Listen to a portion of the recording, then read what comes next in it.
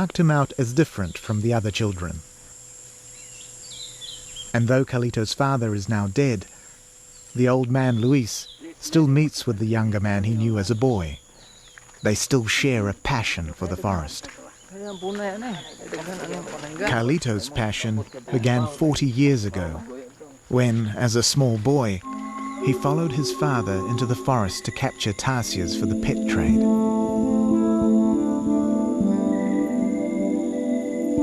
Wild tarsiers intrigued Carlito, and he decided to keep some as pets.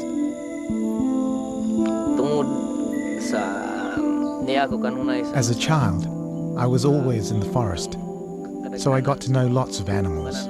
But one, the maomog, or tarsier, I became especially fascinated with. I think that was because they look so different from any other forest animals. Local people call the tarsier maomog, and maomog cast its spell on the young Lito. He knew the stories of tarsiers eating forest charcoal, but when he tried to feed it to his tarsiers, they died. Confused, he sat in the forest for nights on end to find the truth, and finally witnessed a tarsier jump down onto the cool charcoal and grab an insect which had been forced out by the burning. He had discovered why the tarsier's mouth was stained by charcoal.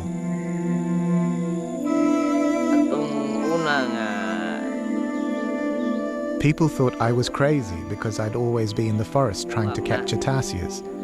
I used to sell some, and the others I'd keep at home. And then I had to spend hours capturing insects to feed them. So lots of people thought I was completely mad, driven crazy by tarsiers. But Carlito wasn't crazy. The charcoal-eating story wasn't true, so maybe the other stories weren't true either. There were no books on tarsiers. The only way was to find out for himself. In the evenings, after school, he went alone into the forest to catch insects to feed his pets.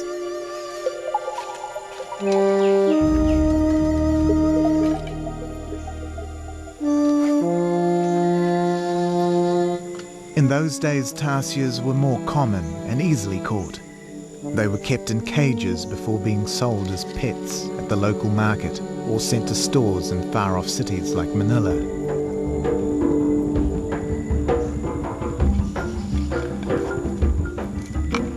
It's not surprising that they were popular as pets.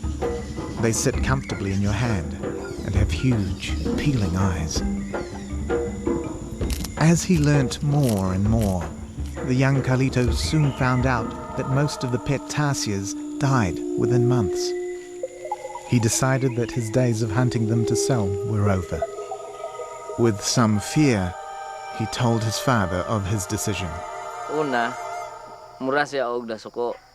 At first, my father was furious, but eventually he understood the reason why I'd made the decision to stop hunting tarsiers and to raise them at home. While other boys of his age were playing or working in the fields, Carlito preferred to spend his time in the forest.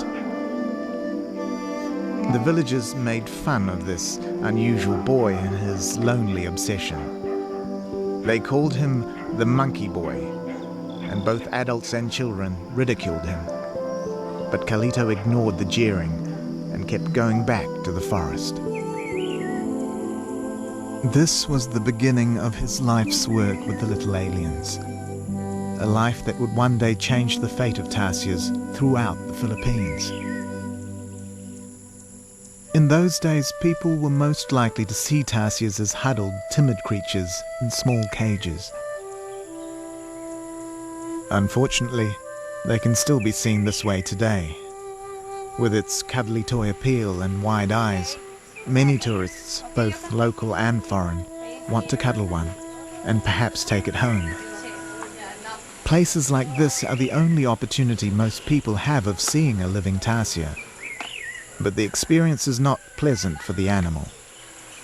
They are nocturnal, They need darkness, quiet and solitude. The constant handling and noise is very stressful. There's even a belief that tarsiers find captivity so intolerable that they will commit suicide.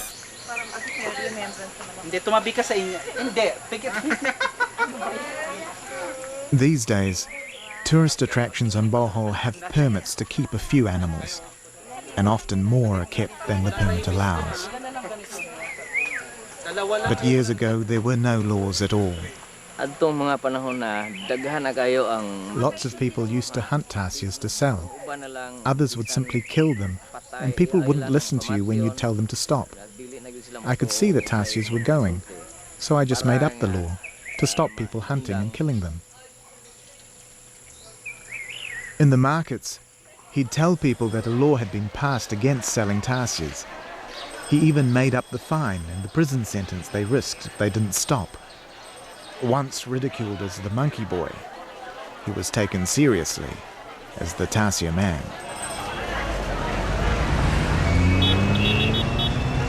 Carlito's knowledge and expertise began to attract attention far beyond the village of Karelia. In 1996, some Bohol businessmen established the Philippine Tarsier Foundation, and it was no surprise when Carlito, who had devoted 40 years to protecting them, became its first paid employee. Soon afterwards, the Philippine government declared the tarsier a protected species. The Catholic Church is very influential here, and the first president of the Tarsier Foundation was Father Camacho. One of the board members is businessman Mr. Anos Fonasier, who has the belief and the financial resources to support the work of the foundation. The foundation has one aim: to save the ancient and mysterious tarsier. And spearheading that effort is Carlito. Inland from the city of Tagbilaran, roads pass through a landscape of small farms. 15 kilometers away, one road leads through Carlito's village of Karelia and into the forest surrounding the Tarsier Foundation. The foundation owns 134 hectares of forested limestone hills. For Carlito, it is like a dream come true. It is like a second home. This is his project, his forest.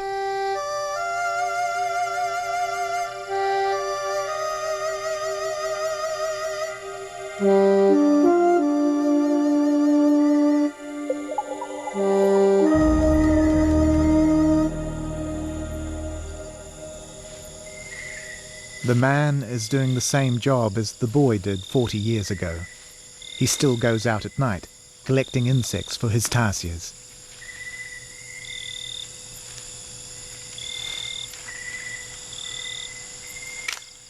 These days, his dream is to build up a breeding program for Philippine tarsiers.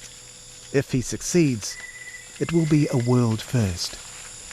Other attempts to breed tarsiers in captivity have had dismal results. Most of the sanctuary is wild forest where wild tarsiers hunt. He sometimes sees fleeting glimpses of them, and fleeting glimpses were all that early explorers ever saw. And what they didn't see, they invented. The first drawings were as much imagination as observation. This appeared in 1705 and was entitled The Philippine Monkey. In an 1804 drawing, it has the appearance of a rabbit, or perhaps even a kangaroo. This colour drawing described the tarsier as a small monkey with big round eyes that never or rarely close. By 1896, the real animal is recognizable. The Philippine tarsier, Tarsius cyricta, is named from a Greek word meaning a player on the pipes of Pan. Yet, 300 years after the tarsier was first described, little is known about them. They are nocturnal, shy, hidden creatures. Their eyes are huge, the largest relatively of any mammal. There's a joint between the base of the skull and its spine, which allows its head to turn almost 360 degrees. Like the owl, which the old hunter Luis once mistook it for.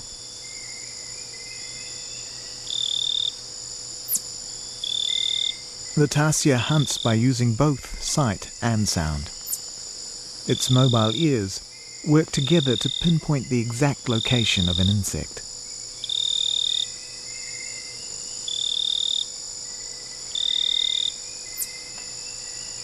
The long, slender fingers are ideal for grasping the branches which are its pathways through the forest.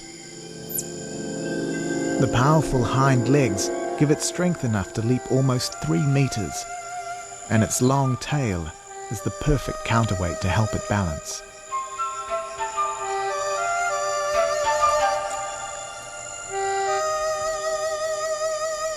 It is exclusively a hunter, and one which eats only live prey.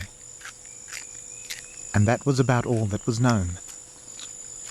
But now, the secret life of the Philippine tarsier is about to be revealed.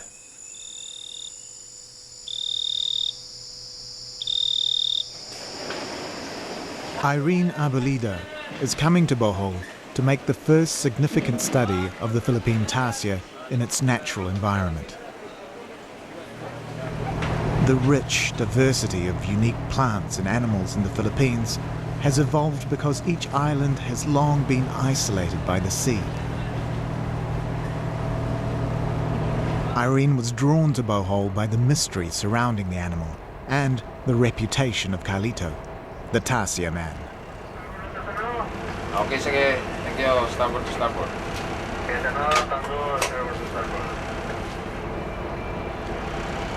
Tarsiers are found chiefly on Mindanao, where Irene was born, also on Samar, Leyte, and on Bohol, home to Carlito. But only Bohol offers a real opportunity to do ongoing research because it has Carlito Bazaras and the Philippine Tarsier Sanctuary.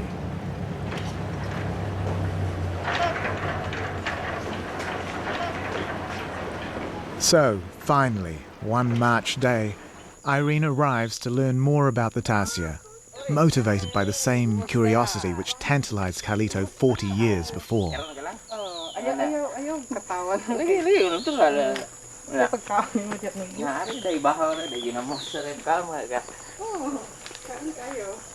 Carlito and Irene are both southern Filipinos and speak the same dialect. And Irene has long been interested in primates. I've read articles and books on other women who did fieldwork on other primate species, and they were really very inspiring. And there was this particular article on National Geographic about Beruti gallicus in Indonesia, who did a lot of research work on orangutans. And there was this photo I saw in the magazine with her giving her baby a bath and her baby sharing the tub with another baby orang. It was one of the most unforgettable photos that I've ever seen. And Jane Goodall with the chimps in Tanzania was also a very inspirational figure. So it's hard being a woman and then you do field work and you have to worry about things like children and husbands.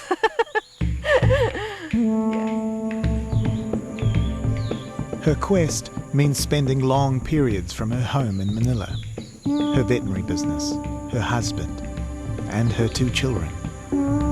But her immediate problem is where to make a start.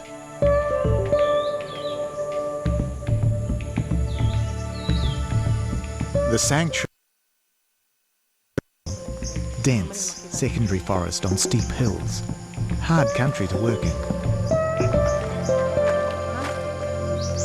Carlito knows where tarsiers live in the forest, but Irene has to scientifically map their distribution. One of her aims is to determine how much forest a tarsier needs to survive. The forest doesn't give up its secrets easily.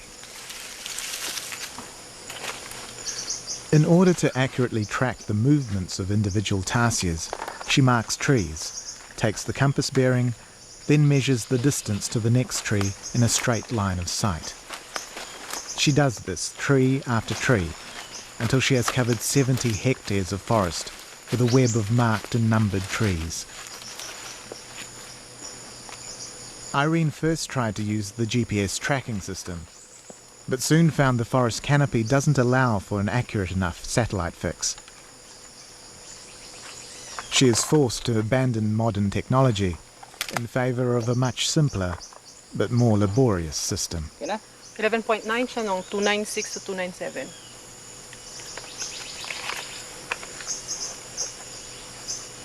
And after all this, she still has to find them. Irene began by using mist nets, but the little animals became entangled and stressed. So, once again, science bows to local knowledge, to the traditional skills which Carlito learnt from his father, the tarsier hunter. The best time to catch one is during the day, while they are resting, and the best way, by hand.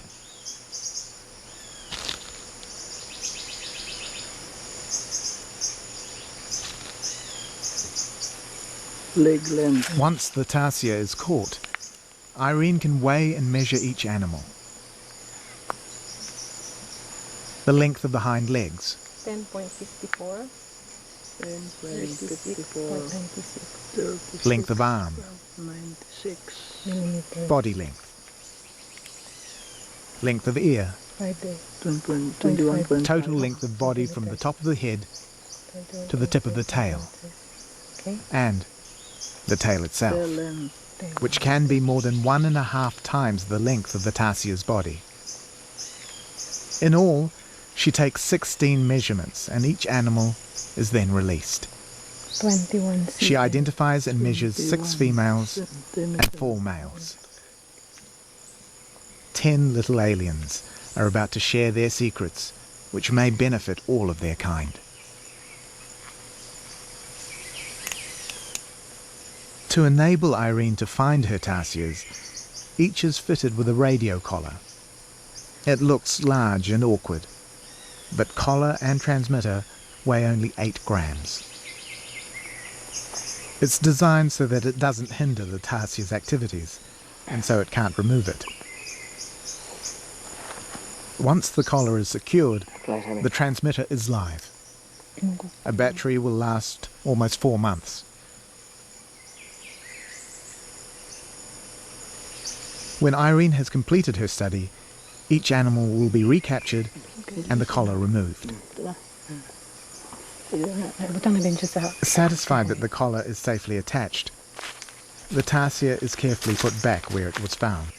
The entire process takes just 10 minutes.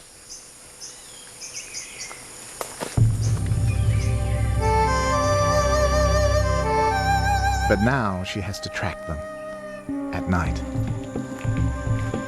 She begins her work each evening at dusk and continues until dawn. Without radio collars, her task would be impossible.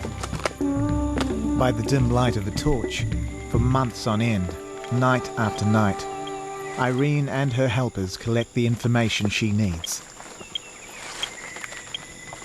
Once an animal is detected, its position is pinpointed by the 2 radio receivers. Diyan ako sa 358, gakuha na ko og bireng. The same way a tarsier uses its 2 swiveling ears to locate prey.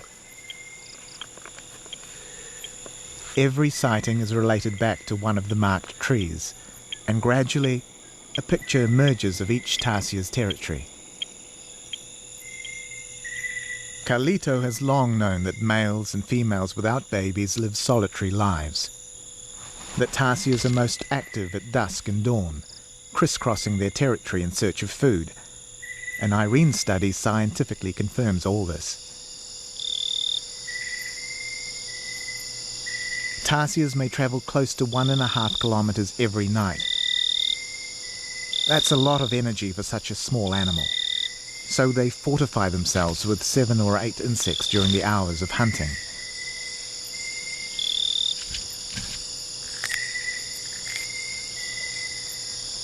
A male seems to live in about 6.5 hectares of forest, a huge area for a creature weighing 150 grams. The female has a similar body size, but her territory is smaller.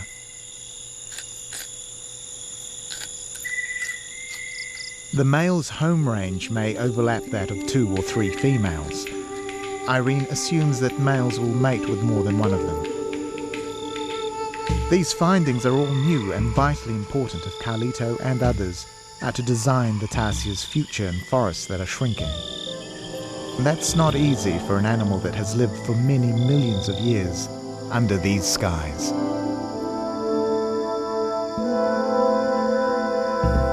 On Bohol, human existence is far more recent, but still it stretches back, little changed for centuries. Irene, too, has her routine.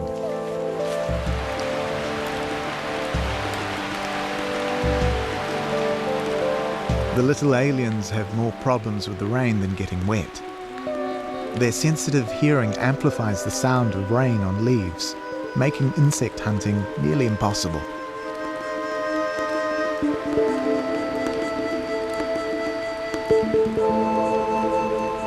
Fortunately, the rains often end as abruptly as they begin. Whatever the weather, Carlito and Irene track different tarsiers by picking up the static patterns on the radio receivers and noting their identity tags. During her study, some of the collared females give birth. The miracle of birth is one secret that few people have ever seen. Newborn tarsier babies are the size of a human thumb. A large baby for such a small mother. For the first few days, the mother carries the baby in her mouth like a cat carries kittens. After that, the mother must leave her baby alone in a safe place while she goes off to hunt.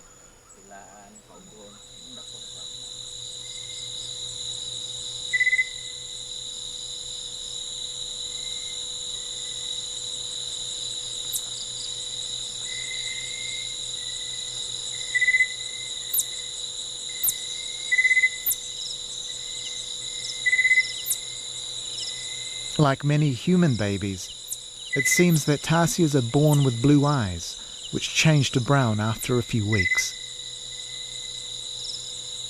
The baby is gradually weaned and must begin to learn to hunt. To encourage her baby's hunting instinct, a mother will bring back a live cricket.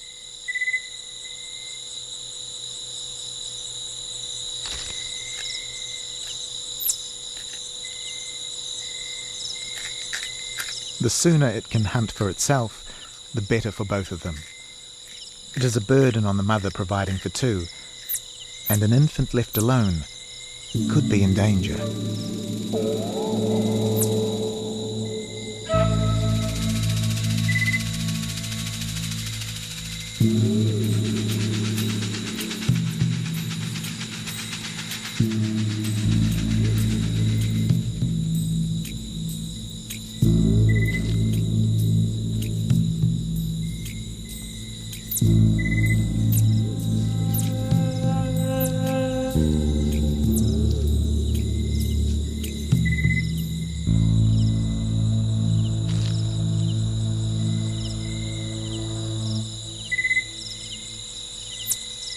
But there is a darker threat in the forest, a threat which may come from the young tarsier's own kind.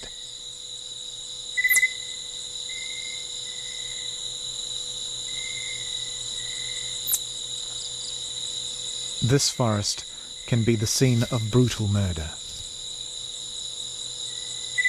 With a bite to the back of the neck, an infant tarsier is silently killed. A male may kill any baby he doesn't recognize.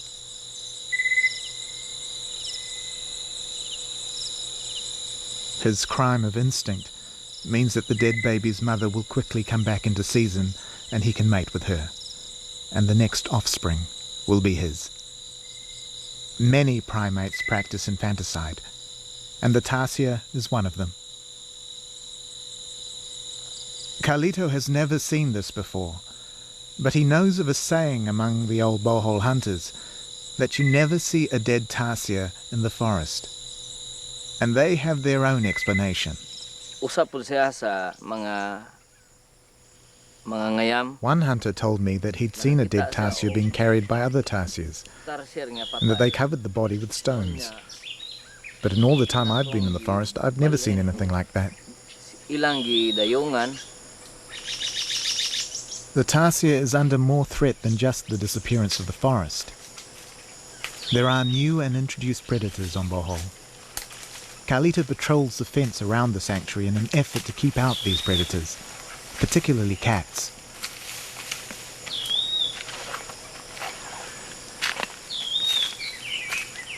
He checks for intrusion or damage. He is gone for so many nights that his wife has begun to have suspicions about what he is doing away so long. Bisan karon gani tingali ani ako kanunay din he. Most of my days and nights are spent at the sanctuary, and my wife is suspicious that it's not just tarsiers that I'm after, that perhaps there is another girl. Giveaway.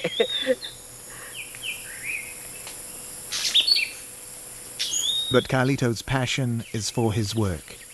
He is driven by his love of the little aliens, to protect them, and one day to boost their numbers by successfully breeding them in the sanctuary.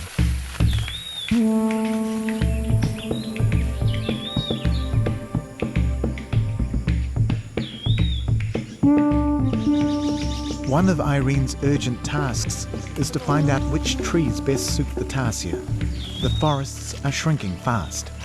I had a comment from one of my thesis examiners, and he said, well, do you expect the Philippine forest to be around for the next 15 years? And it really struck me, and I thought, no, probably not.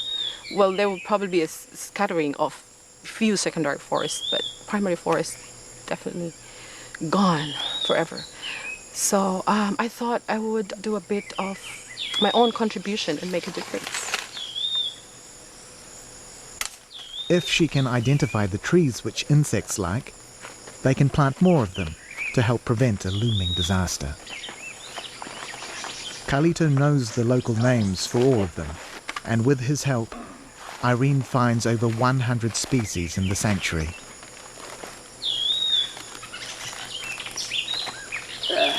Bago.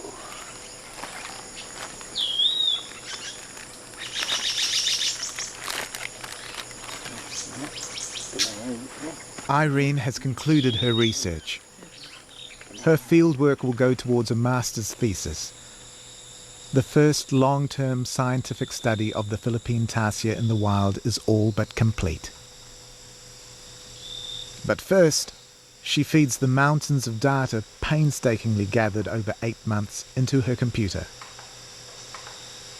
Tagged trees, compass bearings, tarsier movements gathered night after night, and overlapping maps of their territories. Information gathered about potential threats and loss of forest provide the basis for graphs that estimate extinction rates. Results show that extinction is a grim possibility for the tarsier. Research-wise, I hope that there would still be other people who would be interested to conduct more research on tarsiers, because I have just, basically touched the surface. I've just skimmed the surface, and there's still more work to be done, especially on other parts of the country, like Leyte and Mindanao, because my study was just done in Bohol, so the area is very limited. And that I hope that they would multiply some more and be around for another 100 years at least, or two, and for the future Filipino generation to enjoy. Irene returns to her family in Manila. On Bohol in late November, rain clouds gather, and the chocolate hills are once again green and lush. This is the favorite time for the tarsiers to mate. They will mate just once, on one night of the year, at the time of the full moon. It is so brief and so vital. Carlito may be the only person to have seen this extraordinary event. Until now.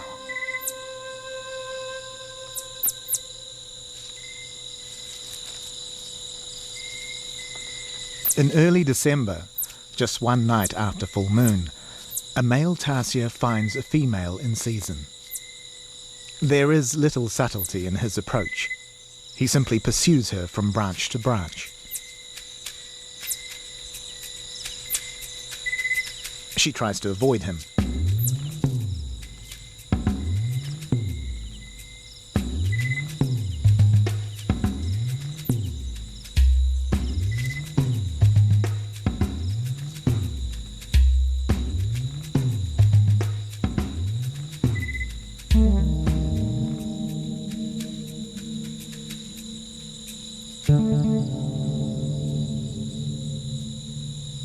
But finally his persistence is rewarded.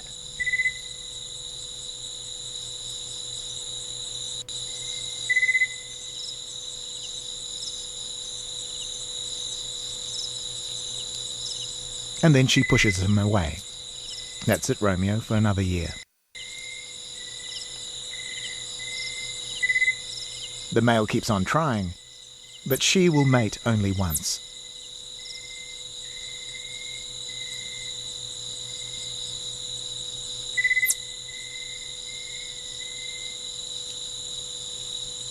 Carlito has witnessed the mating of the Philippine tarsier several times. He is perhaps the only person to have successfully bred them in captivity, and his experience will be crucial in providing a possible future for the tarsier.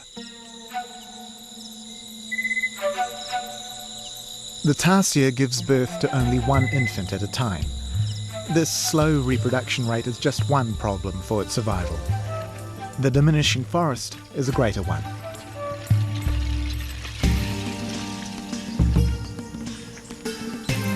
Insects are easily found in this secondary forest, but tarsiers are more vulnerable.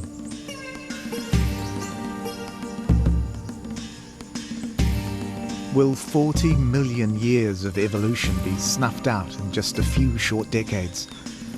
Or will the tarsier's adaptability see them through? Carlito enjoys one particular task at the sanctuary. He looks forward to talking about tarsiers to young people. They will be the farmers of tomorrow. His mission is to help them get to know and like the little aliens. Then they may have a secure future. This school group is from the nearby village of Sikatuna, and although it is only 4 or 5 kilometers away, this is their first visit.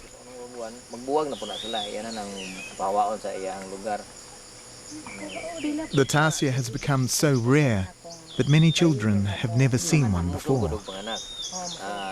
Carlito is careful not to stress the animals.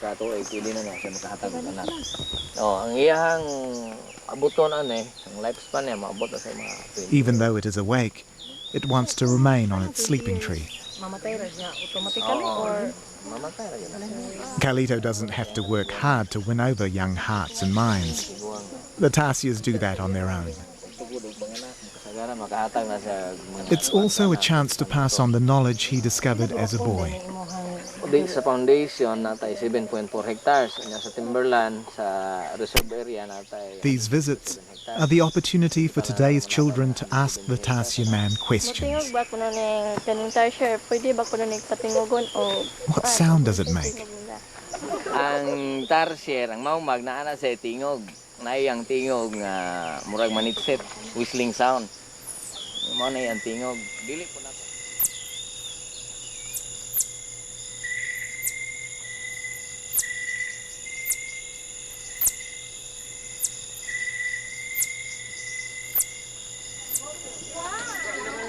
Visitors always enjoy hearing Carlito tell the myths and legends that have grown up around the little forest spirit. One myth is that tarsiers can smile. It's a charming belief, but untrue. The enigmatic smile of the tarsier is simply the way its jaw is shaped to fit its tiny, predatory teeth. However, the fate of the tarsier is no smiling matter. The sanctuary near Karelia is only a tiny patch of forest among cultivated fields, but the foundation hopes to buy and preserve more forest and conserve corridors of trees between protected areas so animals can move between breeding groups. Carlito's dream, and his determination, is that the tarsier will still be in the forest for his grandchildren to enjoy, and their grandchildren too.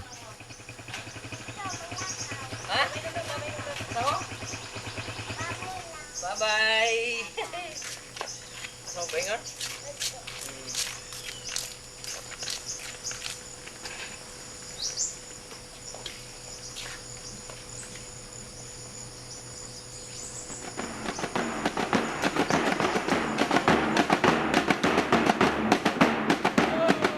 Filipinos celebrate their past with music and dance.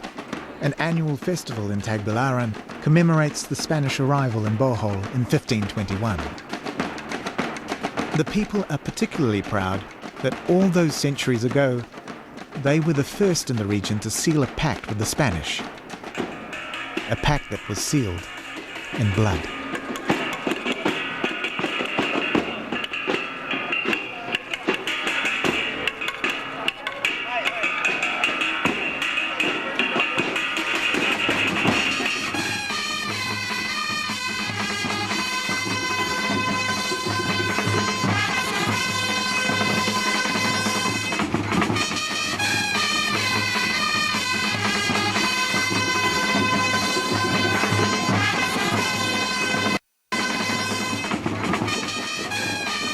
Carlito Pizarro's, the tarsier man, may have created a bright future for an ancient animal, which was here long before the Spanish explorers.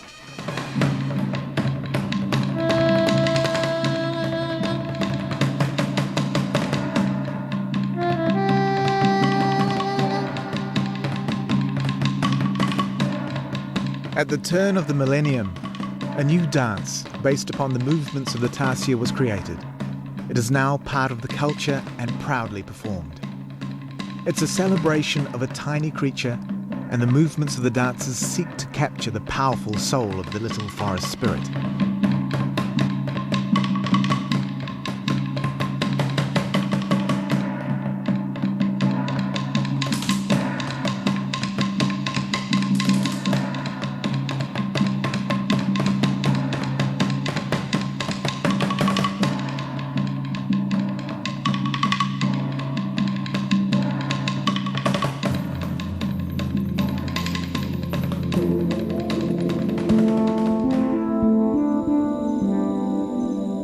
The future of the Philippine tarsier is uncertain. Some consider it already endangered.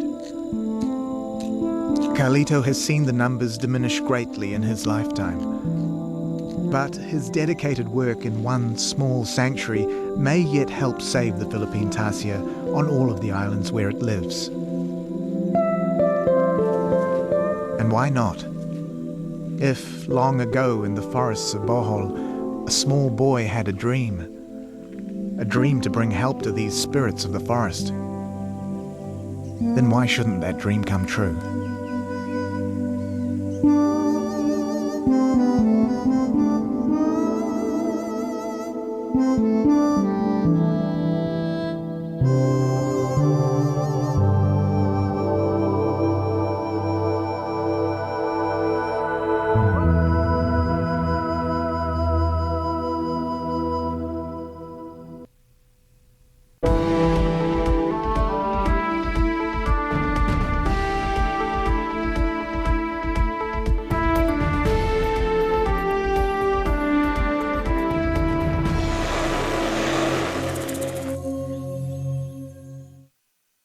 The Namib Desert, stretching for 1,200 kilometers along the northwest of Namibia, is one of the most inhospitable places on Earth. Which makes it all the more remarkable that the Earth's largest land mammal, the elephant, has made a home of it.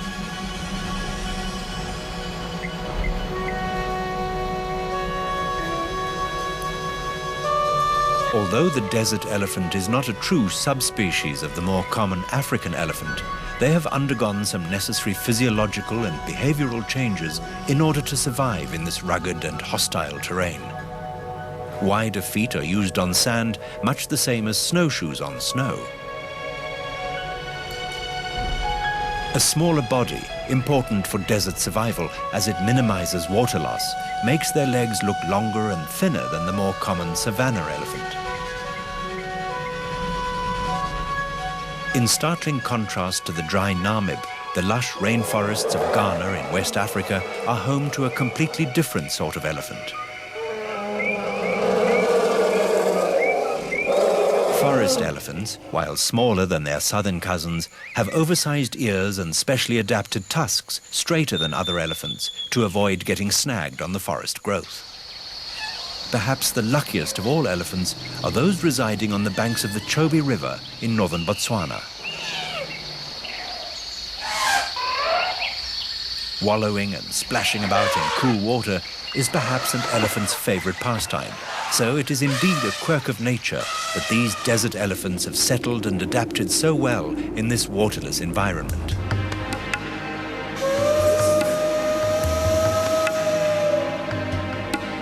These highly specialized creatures can go 4 days without water and travel 25 kilometers daily to forage.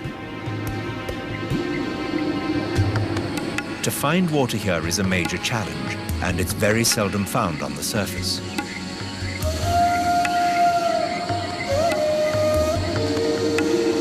The desert elephants must dig for it, but how they know exactly where remains a mystery.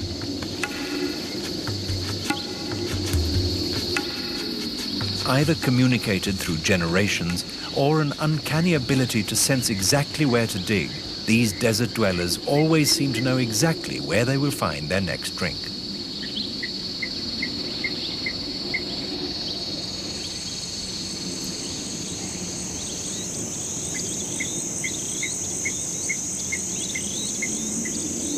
Definitely not enough to bathe in, but certainly enough to sustain another day's trek and on to the next waterhole.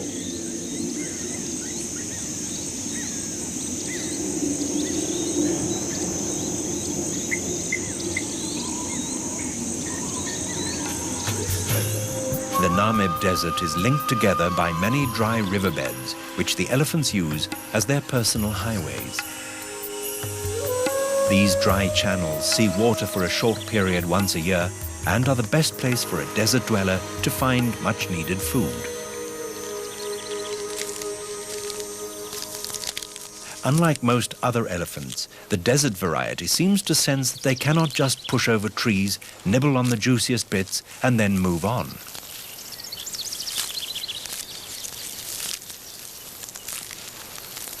Food is short here, and they very rarely break off more than they can chew.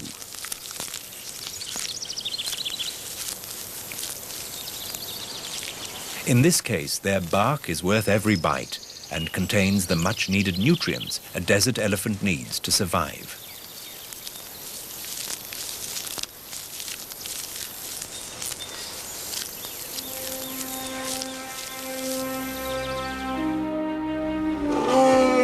Like all elephants, the cows and calves normally remain in a breeding herd with the bulls visiting when needed. Because food and water are scarce, the herds have a far greater range than other elephants. But despite this shortage and constant trekking, the Namib has recorded the largest known elephants in Africa.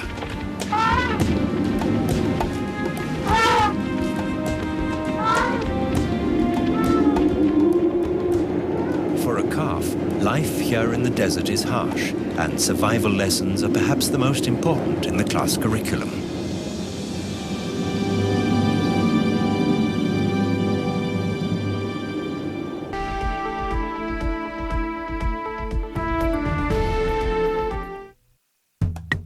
Choose your safari.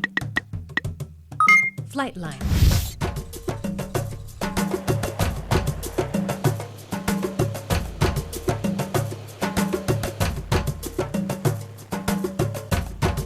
Which safari will you choose at the San Diego Zoo Safari Park? Be sure to join us July 30th and 31st for the 5th annual Fisher-Price Play Weekend at the San Diego Zoo Safari Park.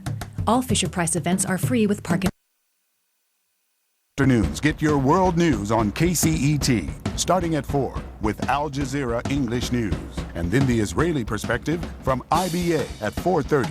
BBC America weighs in at 5, and then it's The View from Asia on NHK Newsline at 5:30.